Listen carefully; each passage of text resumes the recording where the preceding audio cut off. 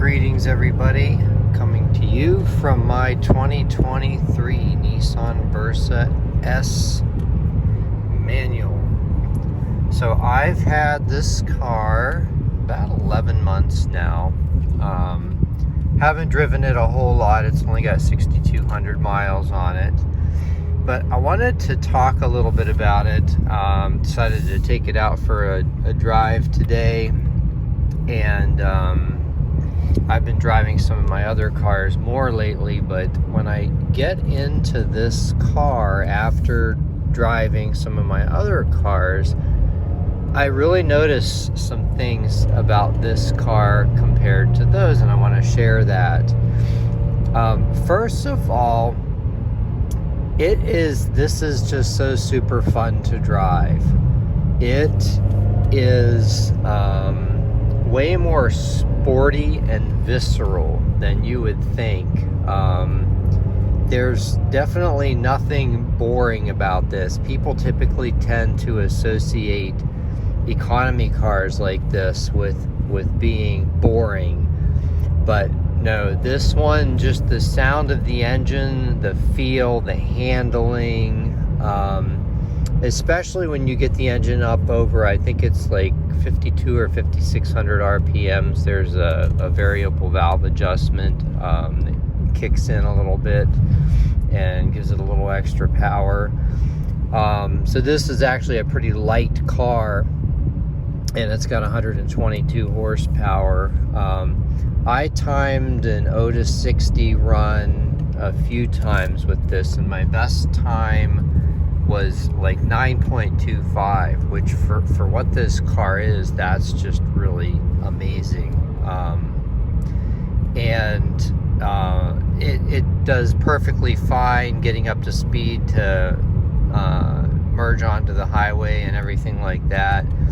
But yeah, just the overall feeling, the tossability, it always handles well, it feels secure.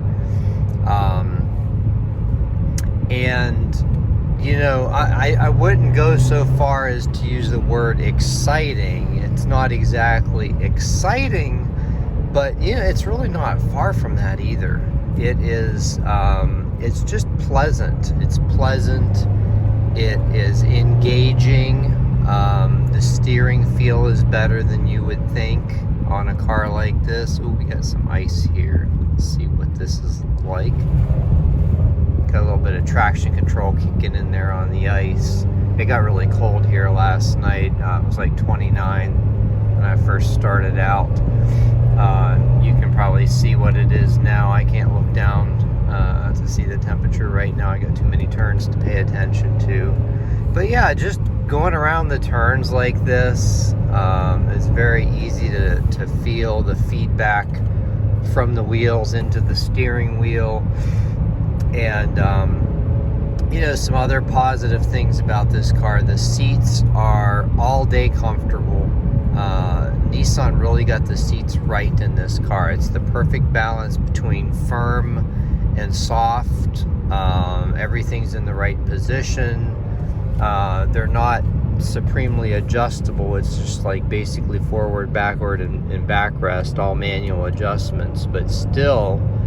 Oh, and you may be able to raise or lower the seat. I'm not actually sure about that on the S. I pretty much set it and forget it. Now, there's like an error message flashing right now. I think my sensor is dirty. That does the lane keeping or the lane alert. It doesn't do any steering, but it'll vibrate the steering wheel if you go out of the lane, and then the automatic collision. Once in a while that flashes. Sometimes it just goes away. Not a big deal. And then, so the only problem I've had with this car, I have actually reported on that in several other videos.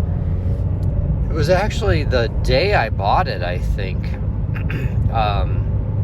And since then I've discovered exactly how it works, and I've kind of gone on a crusade to try to get Nissan to fix this. So something to be aware of. Now, if you never stall the car, and you never fail to start it. In other words, like if you just bump the key and don't start it all the way, if you don't do either of those things, you'll never know this is a problem. But where it could be a problem is, say somebody's getting ready to pull out of a parking lot, and oh, that sun is so bright, and they're starting out and they stall it, and then when they go to start the car again and start driving, there's a software error in the car that cuts power. I've talked a lot about that. I've posted links in my other videos to report that safety issue to NHTSA.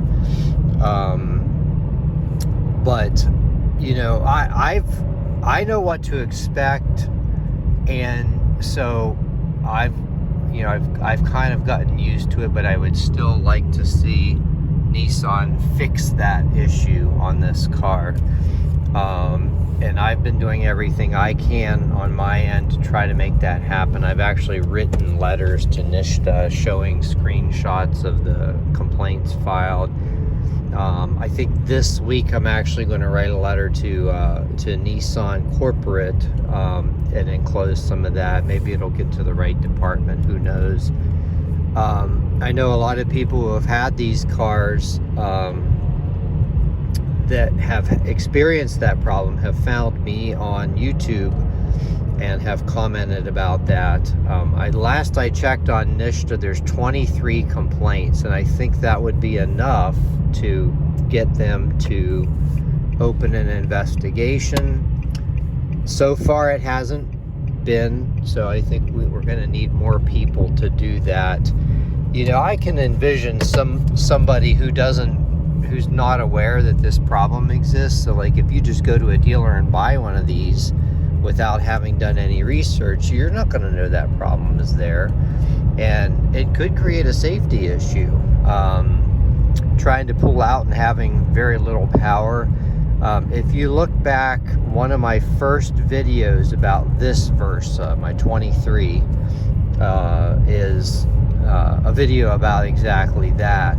I've made a bunch of videos about this car, and this is actually the fourth Versa of this body style that I've owned. I think I had two 20s and a 21. I couldn't get a 22 because that was when the car shortage was happening and Nissan just wasn't making these. I think they're now becoming a little bit more readily available. So, you know, overall, I would absolutely recommend one of these to anybody. I think the car is built in such a way that it will last a long time. The powertrain will probably run for hundreds of thousands of miles, and I think there will be relatively few issues. I mean, other than the programming issue, all I've had is just silly stuff like my seatbelt squeaks and the thing up there rattles. I've gotten so used to that kind of thing, I don't even hear it anymore. I actually kind of like having a couple rattles in a car like this because it reminds me of the cars I grew up with. I grew up with economy cars like this, and you know, they were generally reliable. Like I had a Dodge Colt and a Hyundai Accent, an 86 and a 96 respectively, and they were great cars. I actually put a lot of miles on those. I used to drive pretty far to get to work back in those days. So yeah, that's my latest thoughts. So coming up on 1 year of ownership, where I live in West Virginia, we have inspection stickers. They actually just changed it this year to every 2 years. It used to be every 1 year. When I bought this car, the dealer I bought it from, they actually throw in 2 oil changes for free. So I'm estimating by miles, I'm not going to be due. By time, technically, I'm overdue, but I think miles are the most important. I believe it's 7,500 miles. But when I'm up there for the inspection, I am going to go ahead and just have them do that first oil change. I'm a person that likes to tend to push the oil change intervals on cars because I don't think it's necessary to change all that frequently. Here, let's do a little acceleration.